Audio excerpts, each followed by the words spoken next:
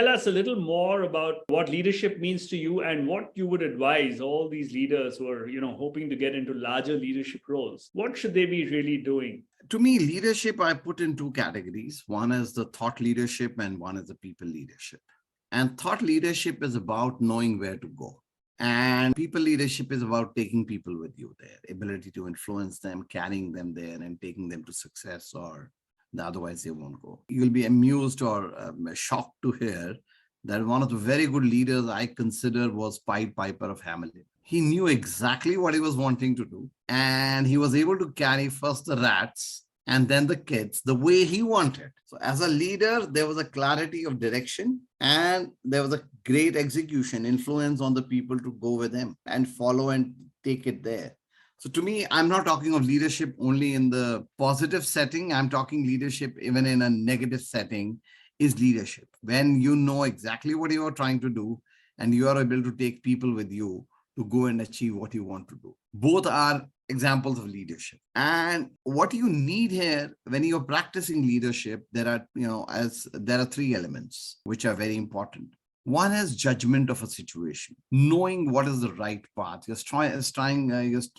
When you have to choose paths between two paths, one is right or wrong, or when you are a CXO, you have to take a decision whether I should go to the market in this manner, or I should use this technology or different technology for developing this outcome, or I should make this guy a team leader or other person a team leader for doing this job in time, etc., etc. You should be able to judge this situation well, which is about your functional understanding. And functional understanding comes from your experience in the function. Nobody can beat it. It comes from your analytical skills about analyzing the situation, consequences, what can go wrong, when to have a stop loss. It's like in shares, so you give somebody a leadership role and say, you do this, and then you know when to stop loss if you're not confident or if he's not doing, how to monitor and those kind of things. The second piece is the courage to follow that path. Many times these things look difficult, and a lot of us in a corporate setting are unable to muster the courage to follow that. When I use the word courage, it's a little bit more broad. It's like, I'm convinced that Anirudh will do a great job. Others may not believe it, but I believe in it. I put my weight behind it. I'm not looking necessarily for a consensus here.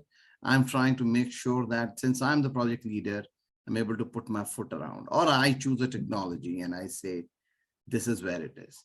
What it means is that if you fail, you will also have to take the flak.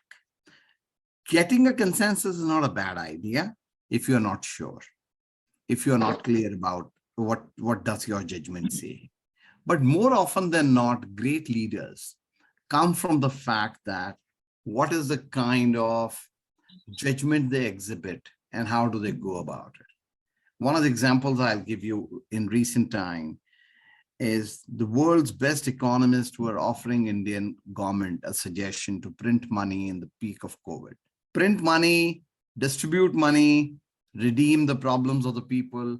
When the government of India just refused to do that and went with the food protection scheme and other schemes, but did nothing on the demand side by giving them extra money.